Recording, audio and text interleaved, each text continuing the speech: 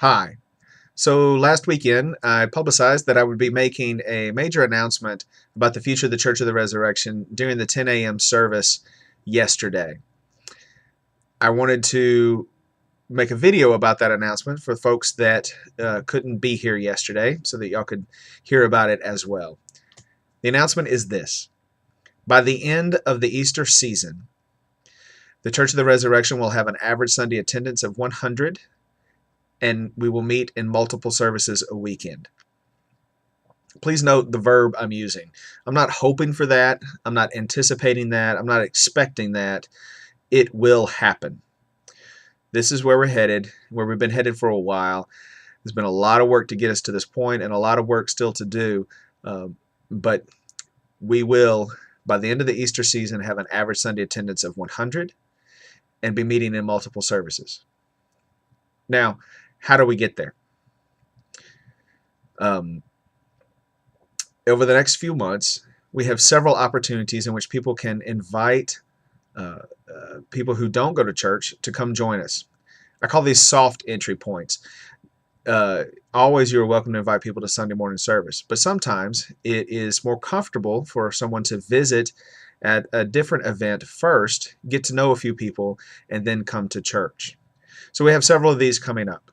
First off, in November 15th and 16th, we are hosting a racism conference. You'll be hearing more about this in upcoming church publications, but the Black History Month Committee is to be commended for not just limiting themselves to just Black History Month, but to also think beyond that and how can we have conversations throughout the year about faith and race and important topics such as these. So that the evening of November 15th and the morning of November 16th, it will be our racism conference. Somebody can come to either of those parts or both. They're freestanding and will work if they can't make both. But that's an opportunity to invite people. Also in November is our Stewardship Month. Now, you might be saying, why would I invite people to attend Stewardship Month or stewardship events? And I get that. I get that question. I grew up hearing on the radio lots of televangelists and radio evangelists who were quite honestly hustling for money. They were really good at hustling for money, but not the most faithful of methods, in my opinion. However, we're so far away from being like those media evangelists, if you will, that I think we can have a healthy conversation about money. And there is some deep connections between what we do with our money and our spirituality. Jesus talked about that a lot. So I don't think it's wrong to invite people to come and participate in that conversation with us as well. During Advent, on the Sunday evenings during Advent, we're going to be having a Holden evening prayer services. Holden evening prayer is a very simple sung evening prayer service with some silence and some scripture and some singing, some very easy settings of evening prayer. I think this is a fantastic opportunity to invite people to truly make Jesus the reason for the season. I always hear a lot of people complaining about the so-called war on Christmas, and I don't think there is a war on Christmas at all. But I do think that our commercialization of Christmas can distract us from the religious meaning of the holiday, and so it's only going to be a major part of the holiday if we make it so, if we make space for Christ during the holiday. So I encourage you to invite people to attend the service of Holden evening prayer during the Sundays of Advent, so that we can all make space for Christ during a crazy holiday season as well. During January, we'll begin the next book in the Unbinding the Gospel series. It's called Unbinding Your Soul, and it has two parts. January will be for folks who could be small group leaders for the Unbinding the Soul book. And we will pray together and study the first part of the Unbinding the Soul book together. And that'll be in preparation for us to form small groups of folks who do not go to the Church of the Resurrection, led by the leaders from part one, and they will meet during Lent.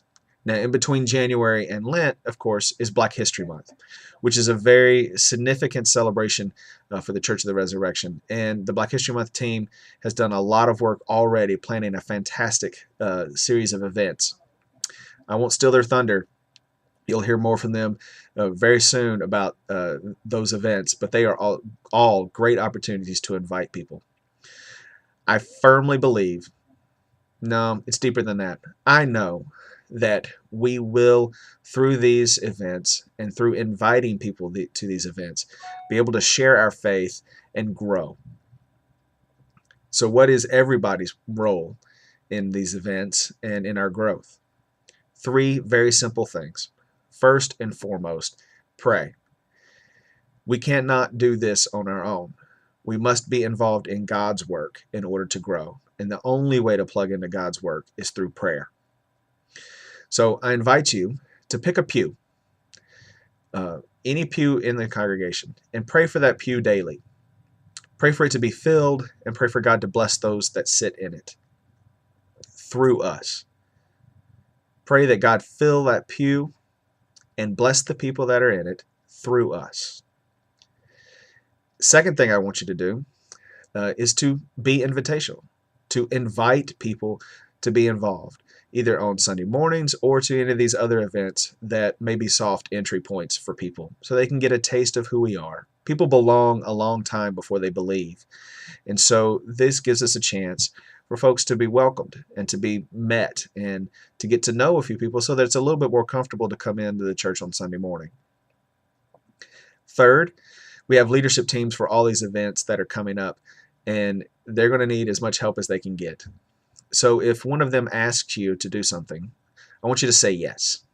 I want you to say yes to participating and helping pull off these fantastic planned events that we have coming up over the next few months. So that's the very simple thing. Pray, invite, say yes. Do those 3 things. And if we plug into God deeply through those 3 simple actions, we will have an average Sunday attendance of 100 and be meeting in multiple services by the end of the Easter season. Thank you.